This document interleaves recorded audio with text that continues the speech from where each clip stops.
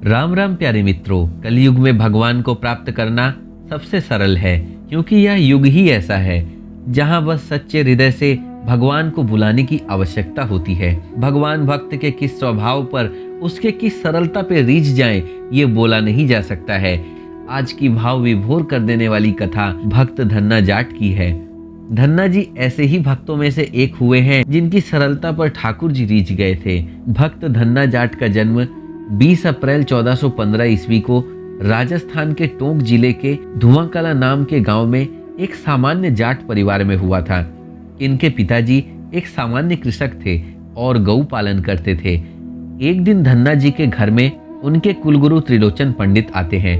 वे वैष्णव थे और तीर्थ यात्रा करके लौटे थे, तो उन्होंने कुछ दिन तक धन्ना जी के घर पर विश्राम करने का मन बना लिया। पंडित त्रिलोचन जी के पास शालिग्राम भगवान थे। वे बड़े ही विधि विधान से उनकी सेवा पूजा करते थे। वे प्रभु को पुष्प चढ़ाते और बिना उन्हें भोग लगाए कुछ भी नहीं खाते थे। बालक धन्ना पंडित जी को यह सब करते हुए देखता था, तो उसमें भी भगवान के प्रति प्रेम जगने लगा। और देखते देखते दिन बीत गए और उनकी विदाई का समय जब नजदीक आ गया, पंडित जी से शालिग्राम भगवान को मांगने लगते हैं। वे पंडित जी से जिद करने लगते हैं। वे बोलते हैं, मुझे ठाकुर जी चाहिए, मुझे भी ठाकुर जी चाहिए, मुझे दे दो। पंडित जी असमंजस में थे कि भला एक बालक को वे शालिग्राम भगवान कैसे दे दें। माता पिता के समझाने पर भी धन्ना जी नहीं माने और वे एक ही रट लगाए रहे, मुझे ठाकुर जी दे दीजिए, मुझे ठाकुर जी दे दीजिए। पास के लोगों ने पंडित जी से कहा कि यह तो बालक है पंडित जी, इसे शालिग्राम जैसा कुछ और देकर के बहला दीजिए। उन्हें यह सुझाव अच्छा लगा। वे अगले दिन नदी में स्नान करने गए और वहां से एक काला पत्थर उठा लाए, जो कि आकार में बड़ा था पर शालिग्राम की ही तरह गोल था। वे उसे लेकर बाल भक्त धन्ना के पास गए और बोले कि मैं तुम्हें अपने ठाकुर जी को दूंगा, लेकिन मेरे पास तो 2 ठाकुर जी हैं, एक बड़े और दूसरे छोटे। तुम्हें कौन से वाले चाहिए? अब धन्ना को क्या पता कि उन्हें क्या मिलेगा, वो तो बस ठाकुर जी चाहते थे और झट से वे बोलते हैं, मुझे बड़े ठाकुर जी चाहिए। पंडित जी उन्हें वह पत्थर दे देते हैं और बोले, इनकी सेवा तुम प्रेम भाव से करना और इन्हें बिना भोग लगाए कुछ मत खाना।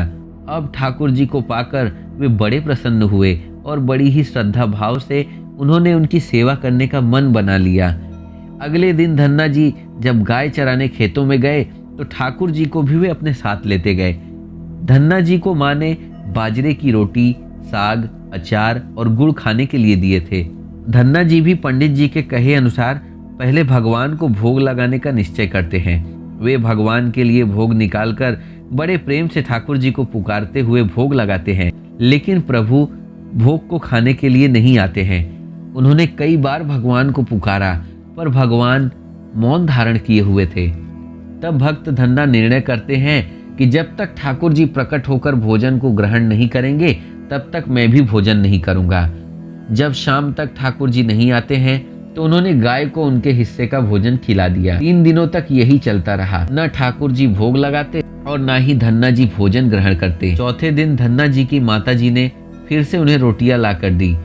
उनके जाने के बाद अब धन्ना जी बड़े कातर स्वर में जोर जोर से रोने लगे और ठाकुर जी को गुहार लगाते हुए बोले, आप तो ठाकुर जी हैं, आपको तो लोग 56 भोग लगाते होंगे, परंतु मैं तो बालक हूँ, 3 दिन से भूखा और परेशान हूँ। क्या आपको मुझ पर दया भी नहीं आती है? मुझ पर दया करके ही थोड़ा भोग लगा लो, जिससे मैं कुछ खा सकूं, क्योंकि पंडित जी ने कहा है कि आपको खिलाए बिना कुछ नहीं खाना, इसलिए पहले आप खा लो, उसके बाद मैं खा सकूंगा। धन्ना जी की प्रेम पूर्ण प्रार्थना और सरलता से भगवान रीझ गए और साक्षात उनके सामने प्रकट हो गए। अपने सामने प्रभु की मनमोहक सुंदर रूप को देखकर वे बड़े प्रसन्न हुए। उन्होंने ठाकुर जी को माँ की दी हुई बाजरे की रोटी, साग और गुड़ खाने को दिया। ठाकुर जी भी अपने भक्त के सामने बड़े चाव से भोजन खाने लगे। भोजन के पात्र में 4 रोटियां थी। प्रभु ने 2 रोटी खा ली और ठाकुर जी जैसे ही तीसरी रोटी खाने के लिए अपना हाथ बढ़ाते हैं कि इतने में ही धन्ना जी तुरंत उनका हाथ पकड़ लेते हैं और बोलते हैं कि सारी रोटियां आप ही खा जाएंगे क्या? मुझे भी तो भूख लगी है, मैंने तो 4 दिनों से कुछ नहीं खाया। आपने अपने हिस्से की 2 रोटियां खा ली, अब 2 रोटी मेरे लिए छोड़ दो। अपने भक्त की बात सुनकर ठाकुर जी मुस्कुराने लगे और 2 रोटियां धन्ना को दे देते हैं और धन्ना 2 रोटी को खाकर अपनी भूख को मिटाते हैं।